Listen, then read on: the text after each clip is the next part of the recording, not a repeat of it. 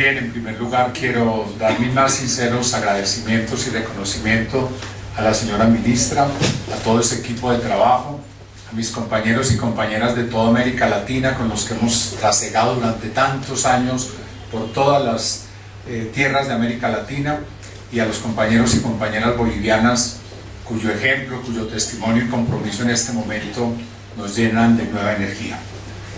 Quiero dedicar esta presentación, como he dedicado esta parte del trabajo que estaba haciendo últimamente, a la memoria de Edmundo Granda, amigo, luchador y maestro, con quien recorrimos estas tierras de América y estas tierras de la medicina social, y cuya semilla ha germinado significativamente, como lo podemos ver también aquí en Bolivia.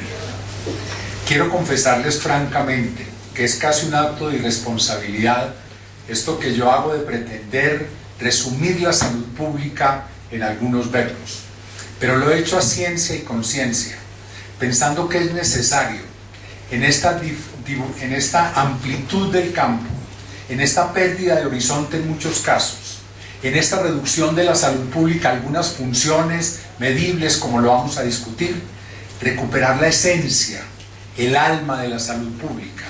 Y el alma se expresa en verbos. Como muy bien dijeron aquí al principio, el Evangelio de San Juan empieza en griego, en argé, en hologos. Al principio era el verbo. El verbo resume lo sustancial, la esencia de las cosas. Las funciones son la forma de operar, de actuar.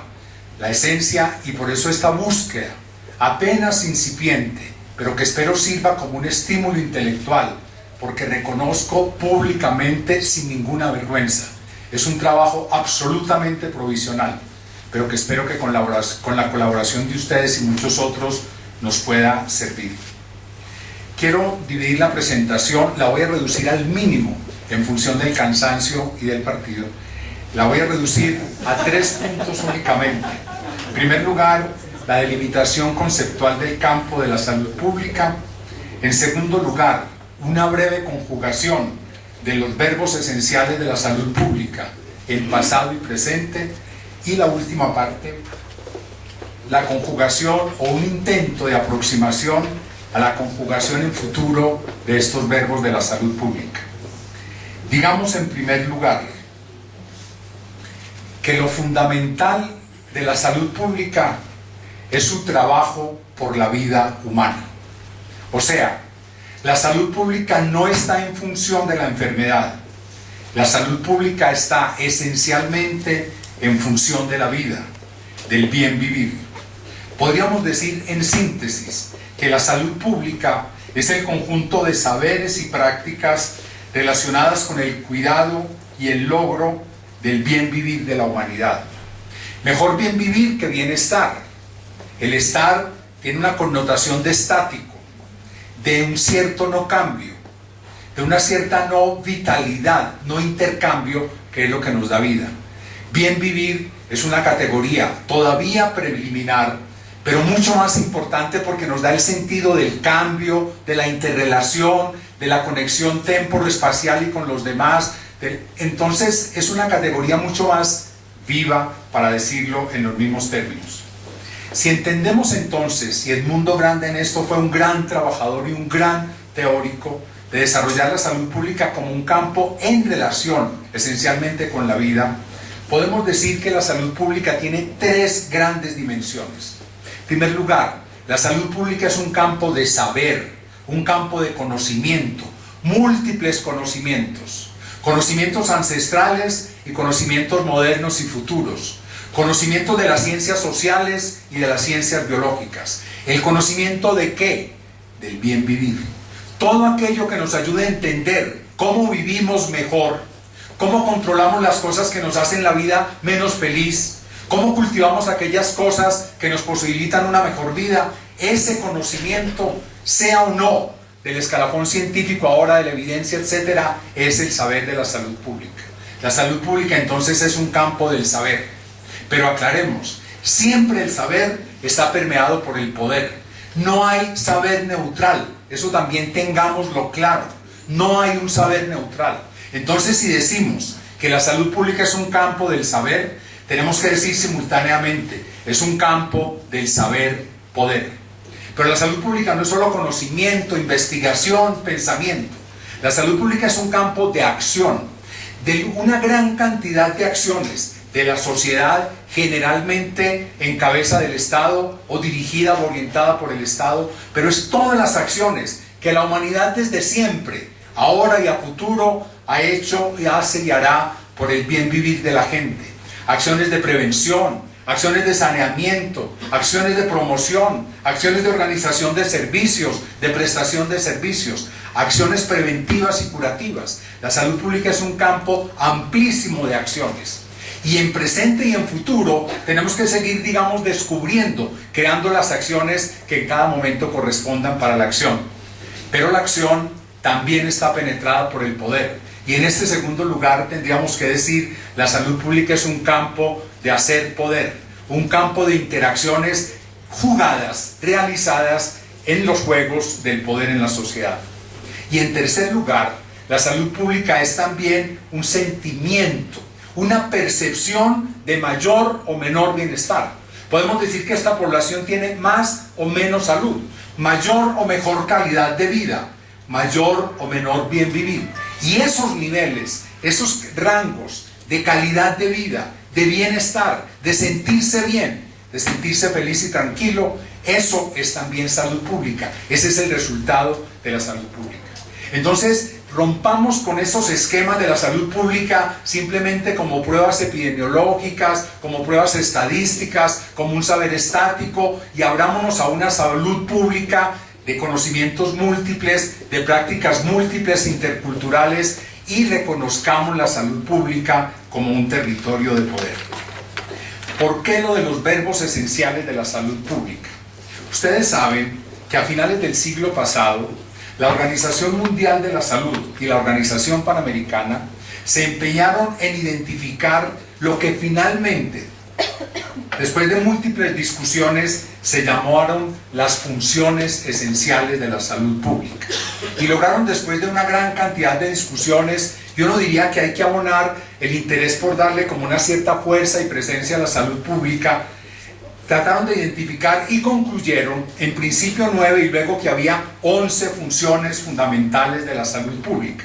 En mi opinión personal, yo nunca me sentí satisfecho con eso de las funciones esenciales. Me parecía que había una cierta ceder ante el funcionalismo, ceder frente al inmediatismo de las tareas concretas y ceder demasiado frente a la cuantificación de acciones particulares, y que eso desmembraba la salud pública, le quitaba alma, le daba posibilidad de convertirse en proyectos, de financiarse, inclusive de evaluar algunas cosas, pero en mi opinión personal y respetuosa le quitaba vida a la salud pública.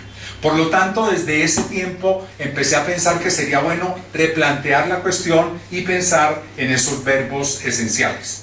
Y lo que voy a hacer a partir de este momento es presentar a ustedes una primera aproximación a 6 verbos que, en mi opinión, constituyen esos verbos esenciales. Pero insisto, es apenas para abrir, mejor dicho, para provocar la discusión. Considero que el primer verbo fundamental, e históricamente, y también quiero aclarar, esto no puede ser una historiografía, esto tiene que ser una búsqueda genealógica, es decir, buscar las prácticas y los saberes, porque en salud pública pasó una cosa que ha pasado en muchos otros campos, y es que primero fueron las prácticas y después fueron los conceptos. La humanidad ha hecho prevención prácticamente desde siempre, pero el concepto de prevención es un concepto moderno. El concepto de salud pública es un concepto que tiene un poco más de 100 años. Solamente la promoción de la salud es también un concepto del siglo XIX. De manera que entonces, pero esas prácticas son muy anteriores. Entonces este es un esfuerzo, digamos, de una especie de arqueología para buscar en esas prácticas y en esos saberes ancestrales y de otras culturas esa configuración de estos verbos fundamentales. Decía entonces que el primer verbo que considero básico es el verbo sanear. ¿Qué es sanear? Sanear es crear condiciones de salubridad y de limpieza.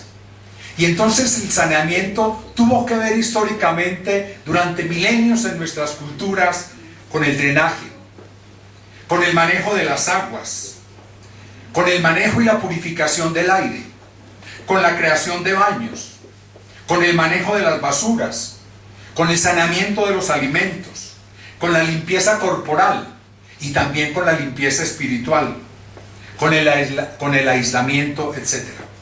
Sanear se originó en culturas orientales antiquísimas y tenía también una base religiosa muy fuerte. En la religión judeocristiana o en la cultura judeocristiana, por ejemplo, en el libro del Levítico, especialmente a partir del capítulo 11, hay una cantidad de normas de sanidad, sanidad del cuerpo y sanidad del alma. Y hoy, con sorpresa, me contaba Marco que también aquí en las culturas ancestrales había también esa condición del saneamiento del cuerpo y de la imposibilidad de que el cuerpo se presentara en ciertas condiciones, en ciertos eventos. Por ejemplo, en la cultura judeocristiana, las mujeres embarazadas, por ejemplo, no deben participar en los actos religiosos, por ejemplo. O sea que hay una mezcla, digamos, del saneamiento corporal y de una cuestión espiritual, o sea, tiene un significado, una representación interior. La práctica principal del saneamiento ha sido la higiene. Esta palabra tampoco es tan antigua como se pretende, pero de todas maneras es mucho más antigua que la palabra salud pública. La higiene se originó justamente en esos intentos individuales y colectivos de colectividades antiquísimas de producir una limpieza de sí mismo. Y se generó en primer lugar una higiene personal. Y especialmente en Grecia hay noticias claras de cómo se cultivaba la higiene. Ustedes saben que en Grecia lo fundamental era un cuerpo limpio, pero más que limpio, un cuerpo bello para un alma sana. Después eso lo cambiaron en la cultura y cambiaron lo de bello por mente sana en cuerpo sano. Pero en Grecia se le dio un cuidado especial a la higiene, especialmente a la higiene individual.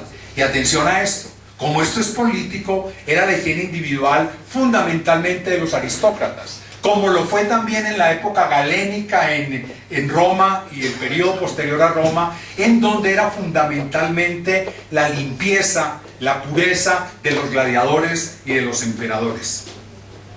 La dietética, por ejemplo, fue una práctica higienista supremamente antigua, y hay muchas modalidades de la higiene, de la dietética.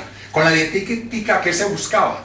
Que con el saneamiento de los alimentos usted comiera ciertas cosas que lo curaban de ciertas enfermedades o no comiera otras que lo previniera de otras enfermedades. ¿Verdad que la dietética ha sido, es y será también en cierta forma una práctica higiénica? En la Edad Media fue supremamente importante cuando empezaron a nacer las ciudades, porque es que uno cree que las ciudades siempre existieron. No, las ciudades son muy nuevas en la historia de la humanidad. Las ciudades son del siglo XI hacia acá. Después del año 1000 para acá empezó a haber ciudades. El cuidado en las ciudades de cómo el aire era puro, de en dónde se depositaban los cadáveres, y me llamó también la atención en las culturas ancestrales el cuidado con los cadáveres, y lo que nos comentó ayer aquí Julia, que si moría alguien en una comunidad no podían arar la tierra en ese día porque la tierra estaba abierta esperando el cadáver del que había fallecido. Que fíjense ustedes que estas cosas hay unas sincronizaciones, pero